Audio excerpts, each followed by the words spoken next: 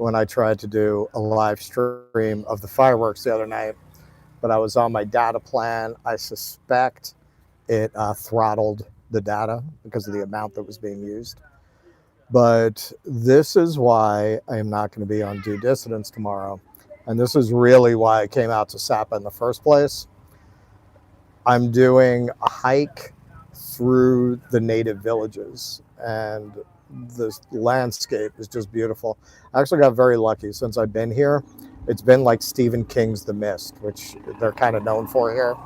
It's just been all fogged in, just unbelievably, like where you can't see a quarter block ahead of you. But for some reason, I was blessed that all cleared up today. As you can see, it's a beautiful day. See the Vietnamese flag back here. I was with a native guide from a tribe called the Red Zhao.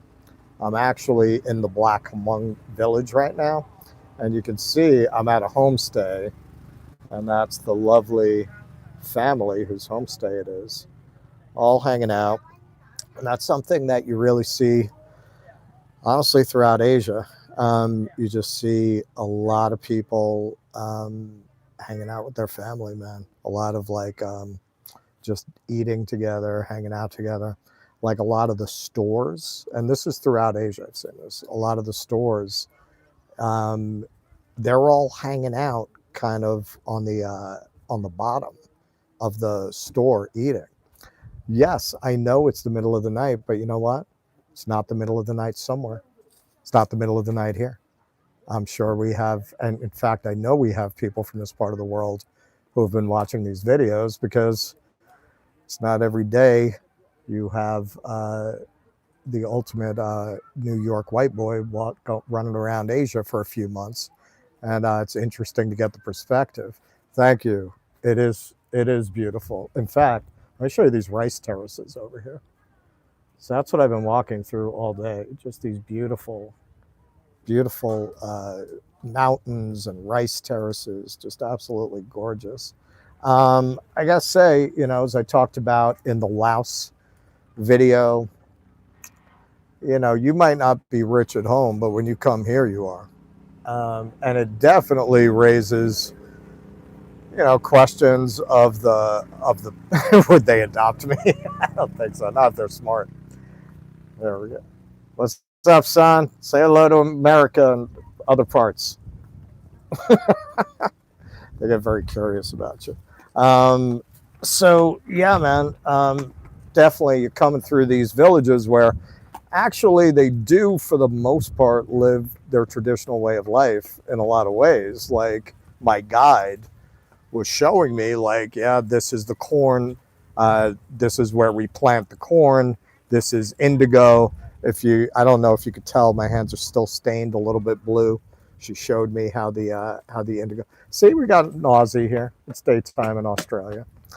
Showed me how the indigo would stain my hand blue, and yeah, I mean, obviously they're making rice, right? I mean, you have the whole place is surrounded by rice terrace, but they also have a whole industry bringing. Here, I've seen mostly Westerners who are on this. There are some other things. It's funny in Sapa itself, because this is a little more off the beaten path. Not totally, like it's been found, it's been discovered, but not as many people are going to come here as going to go to Saigon or go to Hanoi or Da Nang. So yeah, Sapa itself, it's very windy, as you can tell. Sapa itself, it's on the tripod. Sapa itself is mostly Asian tourists, from what I've seen. It's mostly like Chinese and Japanese and Philippines, but actually taking this hike through these villages, I am finding that it's mostly us fat ass Westerners. So you definitely got to ask yourself. And I talked about this in the last video. This comes up a lot of my India video essays. Like, it's just, you can't help but feel like the power dynamic is off. I'm sorry. Like, you can't help when people are coming up to you and you got like the little kids who have been trained. They clearly don't know what they're saying. They will intone Can you please buy this from me? Only 10,000. Yeah, man. I mean, how do you not feel, some of the weight of the history of colonization? Now, that having been said, this place feels like they're very much in control of the situation and their own destiny. And they seem pretty well off, honestly. Like they're making money from their traditional farming life and they're making money off the tourists coming through. Like they seem pretty all right. And you know what? That's something I felt in Vietnam in general. I think it might partly be because they had a communist revolution that was successful. They overthrew their colonizers, and just the whole point of view of the country. There's a lot of pride in themselves. So I don't feel quite the same way I did. Like I went through a native village outside of it was either outside of Chiang Mai or Laos. I think it was Chiang Mai. I've been on the road for so long. At this point, I am having a hard time placing which day trip I did where.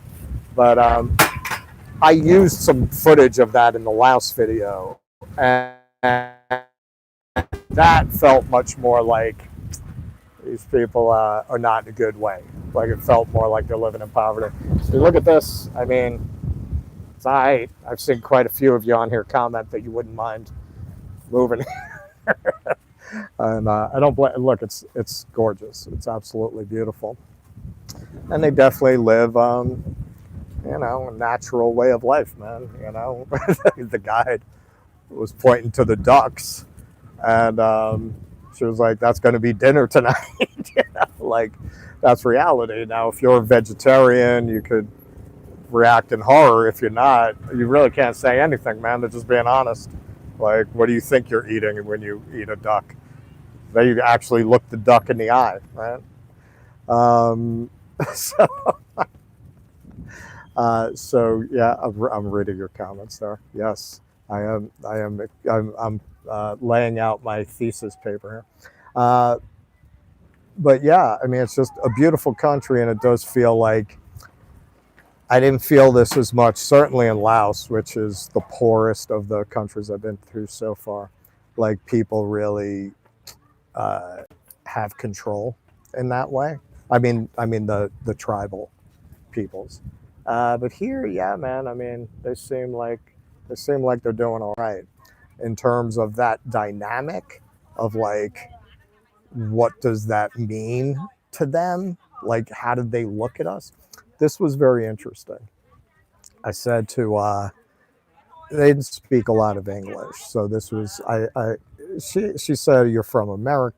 I said, "Yeah, I'm from New York." And I said, a lot of Americans were thinking about leaving, and she didn't understand that. So the translation app, which is actually pretty good, I said to her, a lot of Americans are thinking about leaving the United States, and she said, "Why?" And I said, "Well, it's only so complicated you're going to get over the translation app." I said, "Our government are criminals and crooks, and the quality of life for a lot of people is not very good." And I could tell like she was pretty surprised to hear that. I would almost guarantee you that amongst these tribal people, most of them have never heard of Jeffrey Epstein. I promise, and they only have a vague sense of who Donald Trump is. Like that's not their world, man. That's not their world. They have their family, they have their lives, they have their, which again, even with the tourists coming through, are pretty traditional. They're really not interested in what's going on in America or anywhere else, it seems like. So, you look at that, the fact that I haven't seen a TV. I'm not saying they don't have one. They have cell phones and stuff, but it seems like they're just have a healthier way of life. They're what do you see a bunch of people sitting around playing video games? You see these kids sitting around playing video games. What are they doing? They're hanging out with their family, man. They're hanging out, they're talking like humans are supposed to for proper cognitive and emotional development. So you got to wonder, what do they think of us? Like, what do we look like to them? Like what, especially the children, like that's got to be so weird, man. You have these people, in this, from these distant lands you can barely imagine, you barely have a sense of these places and what they might be. And these people just walk through your village in groups, and you try to sell them stuff. Like how did the children process that? Like what do they think we are? Like how do they look at us? um it's it's definitely something that always occurs to me when I'm in these kinds of situations. But like I said, I don't feel bad in the sense of, like, it seems like they're pretty happy, prosperous people, and it seems like they're in control of what they're doing. It doesn't feel like it's imposed on them. And something else I will say that I've noticed in all three countries I've been to so far, Thailand, Laos, and Vietnam. I know by law in Thailand, when I went to the national park, they could only use hill tribe guides. They could only use native guides. Like by law, you could not hire somebody who was not from the tribe. So they were very concerned with supporting the native peoples. It seems that way here too, because I haven't seen a single tour group that was not being led by a native person.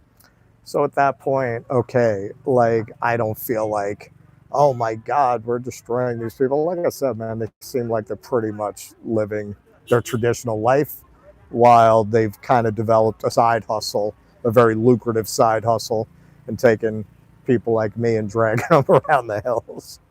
When I first started, they put two on me. I look, dude, I do I look that unhealthy, man? Do I really look like I can't climb through these hills? Like I'm really not out of shape. I mean, since I've been here, I definitely put on 3 to 5 pounds, which when you're short, it shows. But I'm still not like they kept like trying to grab my arm. I'm like, yo, I'm in good shape. I'm fine. I just climbed to the top of a mountain where I easily could have died on general principles. I'll tell that story another time. I'll show you the videos. That was crazy, man. But eventually they figured out that I was sure-footed and not going to die, and they stopped doing that. But yeah, it's amazing to come to places like this and just see a completely different world, a completely different way of life. I always think of Italo Calvino as a big point of reference for me. His book Invisible Cities. I always think of it a lot when I travel. I opened my India video with that quote, "Elsewhere is a negative mirror." And if you read the whole poem that comes from, the point he's making is better safe than miss out on those tourist tips. Yeah, well, I felt like that. I felt like they were definitely like, if somebody dies on our watch, we're never getting a gig again. Once they saw that I was fine, they stopped doing that. At first, they just kind of assumed I couldn't climb through these muddy trails. Once they saw I could, they stopped doing that. But Calvino, what he meant by "elsewhere is a negative mirror," if you look at that poem as a whole, he means that when you see people who are not you, you see yourself in what you're not. It's basically other people are negative space. You can see your outline in the shape of those people. He also says, one of my favorite lines in that poem, he says, the traveler, I'm paraphrasing, but it says, distant lands sees all that he does not have and will never have, right? I'll never have what these people have, right? And when you see who you're not and what you don't have, you also see who you are and what you do have, right? That's what that means. Elsewhere is a negative mirror. You see yourself in the outline of what you are. And this is a big outline of what I'm not, and you're probably not, and probably nobody watching this is. But seeing what you're not also tells you what you are. And when you see it, in some ways, of course, there's a longing for what you'll never be and possibilities that will never be explored because that's just not in the cards for you. It's not where you're from. It's not your culture. You'll never be those people. Coming from a dying empire, seeing people who have what I would call a relatively healthy way of life. Yeah, man. You know, oh, you want to see a buffalo? Want to see a buffalo? You see that? See the buffalo down there? These guys just walk around here, man. Those buffaloes just wait. Did you guys see that? Someone tell me in the comments. Did you see the buffalo? Because I couldn't see because I like had to turn the camera around. Yeah, you saw it. Yeah, it's so cool, man.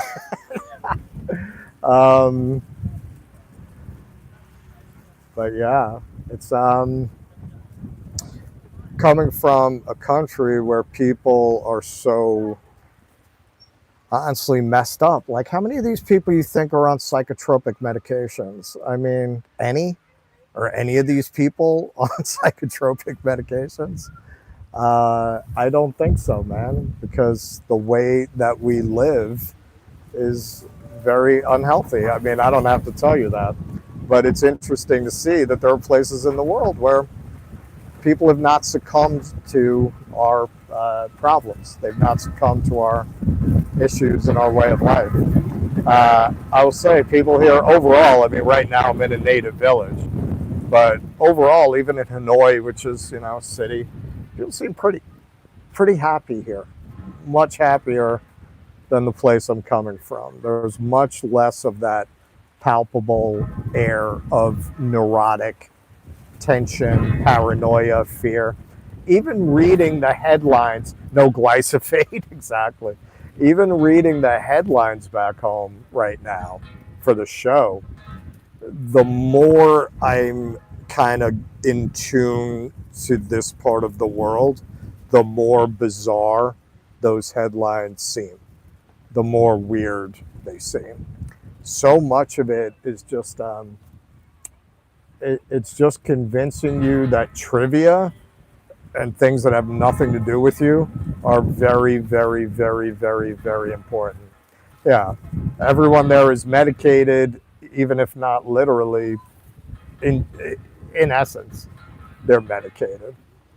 So yeah, man, it's been amazing being here. So the reason there would be another video up, if anybody watched Due Dissidence the other night, you know I had a lot of technical issues. All right, so I hit my first really shitty place that I booked. So shitty, I'm going to try to get them pulled off booking.com. This place had okay, they have no receptionist, nothing. They turned over the hotel basically to a chat bot. They basically turned it over, literally, you got a chat bot on WhatsApp responding to you. And it gives you the wrong information. It gave me like the wrong door code when I was checking in late at night. Taking the overnight bus to Sapa is kind of like a very popular way to come. So you would think you get a lot of people showing up in the middle of the night. They'd be set up for that. No, man, they got no receptionist. They got no staff whatsoever. There was no hot water for 2 days. They kept telling me, oh, just wait. And they finally sent somebody. And here's the kicker. The power went out and it never got restored by the time I left. Like there was still no power when I left.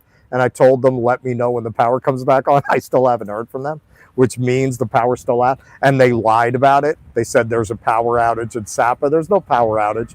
The hotel next door had power. The restaurant next door had power. So these guys, no hot water, no power, and they refused to give a refund. So I found a hotel literally like right at the bottom of the hill, like literally maybe 30 feet from this hotel. Same exact price. Beautiful. Like nothing is expensive here. So I booked it. When I get back, I'm going to switch to the other hotel. And then I'm going to contact booking.com. But I got into that whole thing because I have a video ready to go, but all the power went out last night. I was trying to load it into YouTube and the Wi-Fi was gone because there was no power. So I have a video edited of Tet Night that's about 10 minutes. That'll drop once I move into the other hotel. So probably like Sunday morning or Monday morning. The other video will come out. But I figured I'm on Wi-Fi here. We probably won't get choked off. Yeah, look, I see you saying, how dare they? But yo, man, you're taking you're taking money from people for a hotel, and what you're doing is providing all the drawbacks of an Airbnb with none of the advantages of a hotel. The drawback of an Airbnb is you have no concierge, you have no staff, you have no support, you have none of that. In exchange, you get a kitchen. You get, usually in this part of the world, you have a washer and dryer in an Airbnb. This is, you're getting none of that. But you don't have a kitchen, you don't have a washer, you don't have a receptionist, you don't have any staff, but you've got ice cold water and the power out. And honestly, the way this place runs, I think they didn't pay the bill. I think that's what happened. I think the power went out because they didn't pay the bill. Honestly, because no place else has their power out. So I'm pretty sure they didn't pay the bill. So, hey, man, I'm sorry. Like, yes, I understand. Believe me, I understand how lucky I am to be able to take a trip and to explore these different cultures, different political systems, and that is going to really enrich, I think, my commentary and my perspective for the show. And I always, anytime something's a little annoying on the road, I tell myself, motherfucker, you're very lucky. I recognize that. I absolutely. But it's a shitty hotel. I'm sorry, man. Like, it is what it is. Like, those two things can both be true at the same time. I can be very lucky to be here, and that place can be fucking people over by taking their money for that hotel. Look, it's the only place I've been that doesn't, and it's a small thing, but they don't have like complimentary instant coffee. Like, every place has complimentary instant coffee. It's just a given. And they don't even have that. That is a place that is pinching pennies. That's why I'm saying, that's why they put a chatbot in charge of the place. They don't want to pay a receptionist. I am pretty sure the power went out because they didn't pay their bill. I'm almost positive. So I don't think other people who are traveling should be subjected to that. So I'm definitely going to contact booking.com once I get out of there. I'm not going to do it while I'm still there. You never know. You wake up with a little what would you call it here? Vietnamese necktie or something. So yes, but of course, I mean, Jesus Christ, look at this. I mean, yes, I'm very happy. I'm very blessed. I'm just, it just started as an explanation of why I haven't dropped a video yet, and it turned into a rant, but it is a rant. So, okay, I guess that's about it. I have been taking videos, of course, and eventually I just got so much footage to clear. It's hard with doing due dissidence, and I'm trying to, get things up on this as quickly as possible. But I have been filming everything, and I will show you guys some really, really cool stuff that I shot going through the villages and going through the rice fields and the mountains. Yeah, it's just very, very, very beautiful part of the world. This was really what I came to Sapa for, to do this hike. This was the whole reason I came here. And so far, definitely worth the trip. All right, guys, I'm going to sign off. They don't really do the Y here. That's more of a Thailand thing. Every now and then, some people will do it. It's really not a thing here. But thank you all for tuning in. I want to share as much of this as I can. Sorry if the videos are getting out a little slow. There's a lot of technical issues with getting them out, and time issues, but I will get them out as quickly as possible. Thank you guys for tuning in, especially those of you for whom it's the middle of the night. All right. Good night or good day, depending on what part of the world you're in.